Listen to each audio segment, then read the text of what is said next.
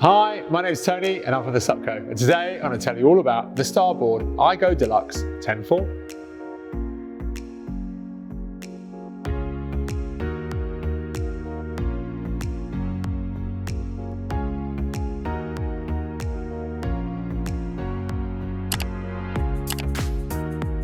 So here we are with another video for you on the Sup Company YouTube channel, and for us, well, this is the Starboard IGO Deluxe.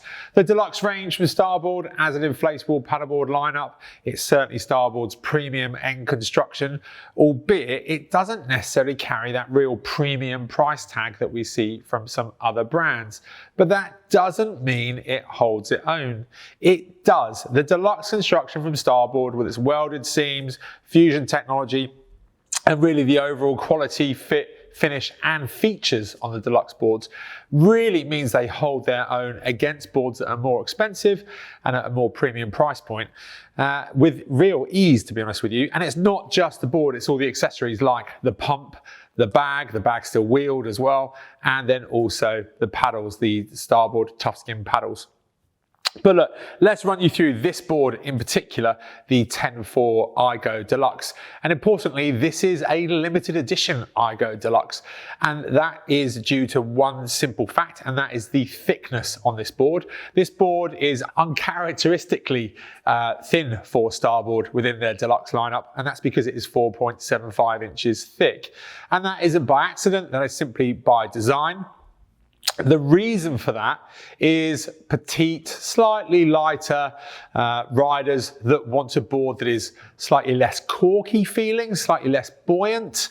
So this board's at 248 litres of volume, and you end up with a slightly more connected feel with the water as a result. It's also less affected by windage than, say, a thicker board of 5.5 or 6 inches thick would be.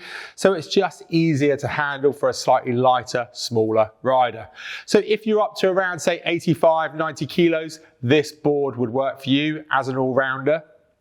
But as an all-rounder, given its overall outline shape and the relatively low amount of rocker in this board, it does perform very, very well in a wide variety of circumstances.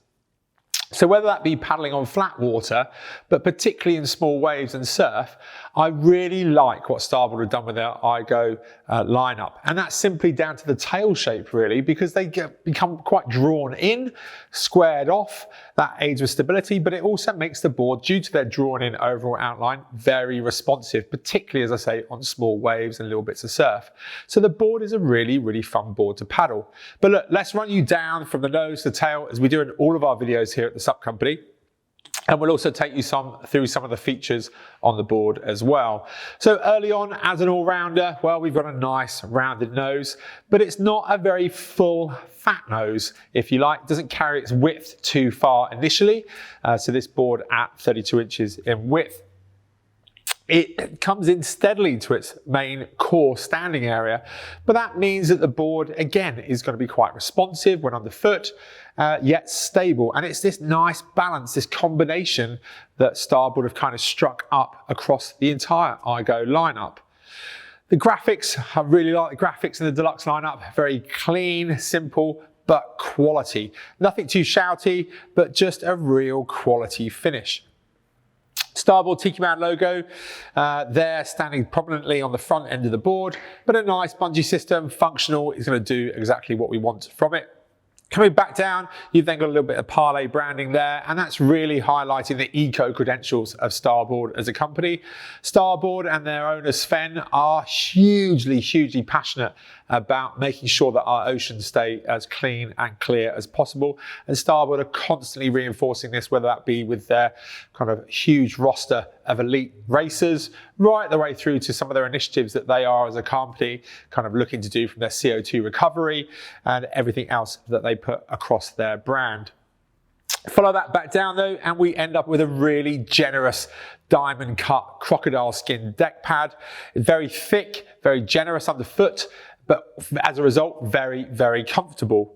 A nice feature on the starboard rail of the Starboard is this shoulder carry system, and it's an elasticated carry system. It means that you get your shoulder just underneath, takes the added load off. So if you are carrying the board or making a portage over a distance, it means handling the board with ease. Another nice touch that they've actually integrated into the strap are these two Velcro clips here. So if you are going to be stationary on the board for a time and there is an eyelet on the underside of the nose there, so you can secure it and anchor it to, a riverbank, or if you're taking part in a yoga session, you can secure the board, but you can actually then secure your paddle down the side, so you don't have to worry about kind of fitting that under the bungees and having it kind of take over the main standing area. So a really nice, small but important detail that Starboard have wound into the Deluxe IGO construction. Following it back though, the deck pad then transitions to this kind of red area, so it helps you just orientate where you are with a quick glance down. You can kind of see when you're towards the tail end of the board. But there's a nice kick pad as well, which kind of alludes to the overall performance that these boards do deliver in small waves. Nice handle on the back there as well, so if we're looking to recover the board up a beach or onto a riverbank, then we could do that and not cause the fin in the back end of the board any issues. We've then got the D-ring and then the inflation valve, with the reminder there that this board will take quite comfortably 15 to 18 PSI with ease, meaning that we end up with a really, really rigid structure. The other reason why this board's so rigid is its welded construction. So Starboard don't use glue in their boards. They use a welded technology.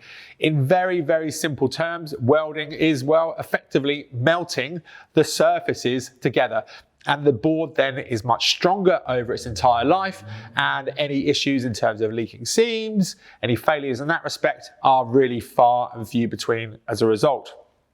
But if we take the board now and roll it up onto its rail, you can see the overall outline shape of the board and just see how it does steadily fill out to its overall width of 32 inches as you come near the main standing area. It then starts to pulling quite slowly but steadily towards the tail, so you end up with that really responsive feel if you are working your way back down towards the tail of the board.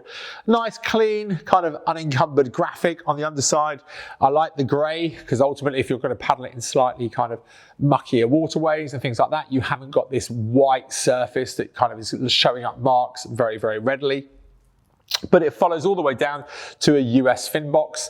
The fin box on this board, it comes with a Starboard net positive M8 fin, so that's the 8-inch surf style fin. It does work well from a touring standpoint, slightly full at the tip, so that does help. But if you did want to change it to a more touring orientated fin, or perhaps even Starboard's own Dolphin 22, you can do on this board, and that just makes it even more stable than it is already.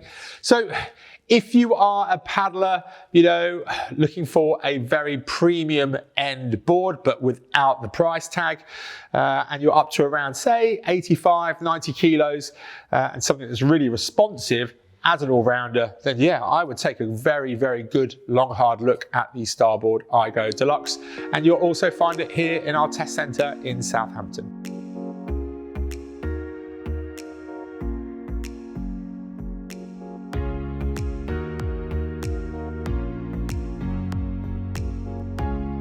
Thanks for watching our video. If you've got any questions about what you've seen, why not give us a call in the shop or head over to thesupco.com. To stay up to date though with all of our videos, make sure you subscribe up here and hit the notification bell. But to see our next video, take a look up here.